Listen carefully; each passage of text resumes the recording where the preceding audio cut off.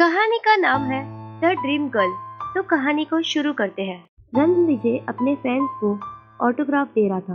तभी वहां खड़े गार्ड ने कहा, सब लाइन में खड़े रहो, सबको ऑटोग्राफ मिलेगा, पर यहाँ वहां मत रहो।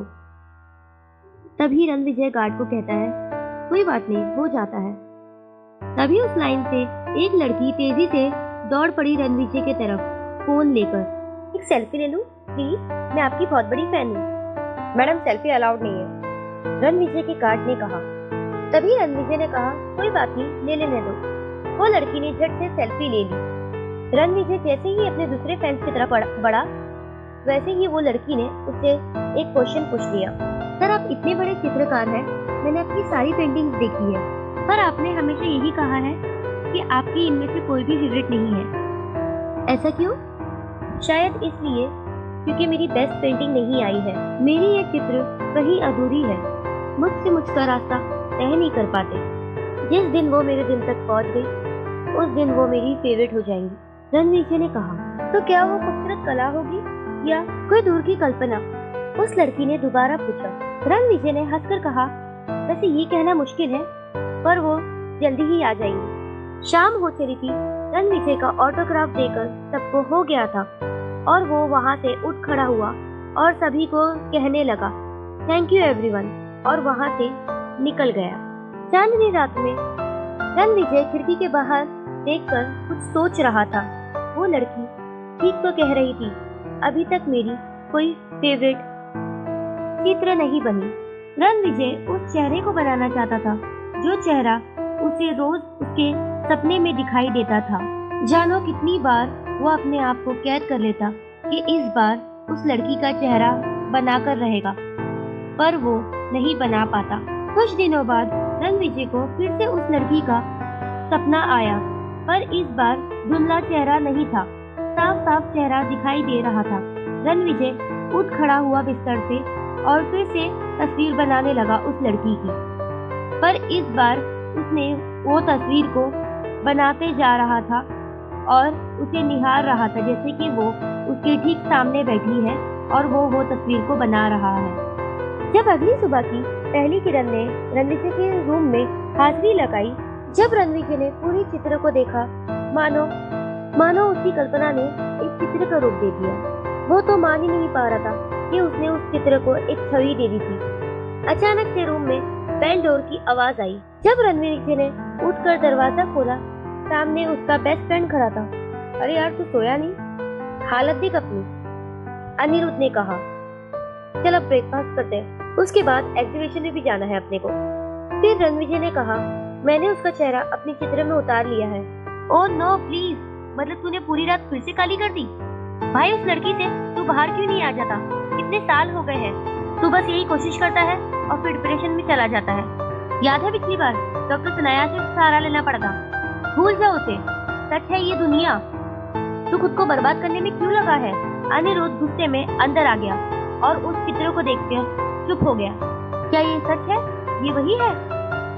फिर रणविजय ने कहा, हाँ ये सच है। बहुत खूबसूरत है, पर ये अधूरी क्यों है? बस मैं इतनी ही बना पाया, पर मैं इसे पूरी करके छोड़ूंगा। यार, तो इसकी वजह से जाने कितने डॉक्टर की ट्रीटमेंट लेते रहा। ये तेरे लिए ठीक नहीं है, तुझे इससे भूल जाना ही बेहतर होगा। फिर रणविजय ने कहा, मैं इसे नहीं भूल सकता, जाने क्यों ये मुझ तक पहुंचना चाहती है, ये यही कहीं है।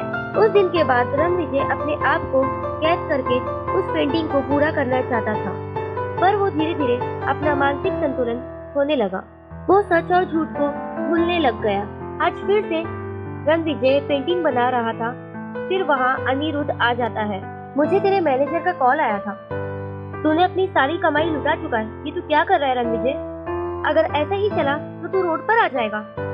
छोड़ दे ये पागलपन। पर रणविजय ने उसकी एक नहीं सुनी। दिन बीते और रणविजय की हालत और खराब हो गई। कभी कभी तो रणविजय की रोने की आवाज आती और कभी कभी इधर उधर सामान फेंकने की आवाज आती, तो कभी हंसने की आवाज आती जोर जोर में। लोग उसे पागल कलाकार के नाम से जानने लगे। रणविजय अपना सब कुछ खो चुका था। बहुत मुश्किल से उसका खाना पीना हो पा रहा था कि अचानक उसने अनिरुद्ध को कॉल किया। एक दिन जैसे ही अनिरुद्ध रणविजय के घर पहुंचा, तो अनिरुद्ध को रणविजय ने कहा, मैंने उसे पूरा कर दिया। तो अनिरुद्ध ने पूछा, किसे? खुशी से रणविजय ने रोते हुए कहा, उस तस्वीर को। फिर अनिरुद्ध ने कहा, वाओ, मैंने इससे सुपर चित्रकारी कभी नहीं देखी। सो ब्यूटीफुल, इतनी खूबसूरत तो सिर्फ कल्पना हो सकती है। फिर रणविजय ने कहा, नहीं, ये हकीकत में है। मुझे इससे प्यार हो गया है, मुझे इससे ढूंढना होगा। जब मैं इसकी चित्र बना रहा था तो मुझे इससे प्यार हो गया, मुझे ढूंढना होगा इसे। फिर अनिरुद्ध ने कहा, ये सिर्फ एक चित्र है, तू खुद को क्यों अंधेरे में ढकल रहा है? ये लड़की हकीकत में नहीं है। फिर रणविजय कहता है, ये हकीकत में है अनिरुद्ध, ये मेरी सबसे फेवरेट चित्र होगी और इस चित्र का नाम होगा द ड्रीम गर्ल और ये पेंटिंग मेरी आखिरी होगी। कुछ दिनों बाद रणविजय की पेंटिंग लोगों को बहुत पसंद आती है और वो पहले जैसा मशहूर हो जाता है।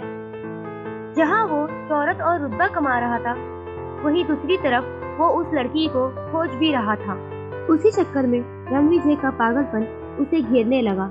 सभी लोग उसे द मैड आर्टिस्ट के नाम से उसे पुकारने लगे और एक समय ऐसा आया कि रणविजय को डॉक्टरों ने कुछ दिन मेंटल हॉस्पिटल में भर्ती होने के लिए सलाह दी। जब अनिरुद्ध रणविजय से कहता है, तूने सारी तैयारी कर ली है, हॉस्पिटल जाना है हमें, तो रणविजय कहता है, यार मैं बाहर की ठंडी हवा लेना चाहता हूँ कॉफी पीते हुए।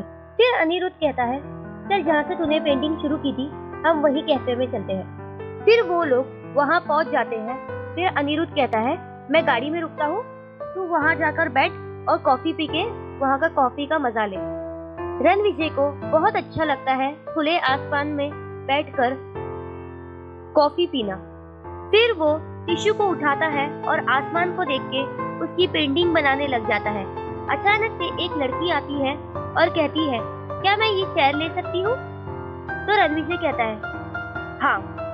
फिर वो लड़की वापस पूछती है, क्या आप आर्टिस्ट हो? फिर रणविजय बिना देखे कहता है, हाँ, मैं एक चित्रकार हूँ। वाओ, काश कि मेरा भी कोई पेंटिंग बना था। फिर रणविजय ने अचानक से ऊपर देखा और उसे देखता रह गया। ये वही लड़की थी जिसकी उसने पेंटिंग बनाया था। फिर रणविजय ने वो पेंटिंग निकाली और उसे कहा, ये लो तुम्हारी पेंटिंग।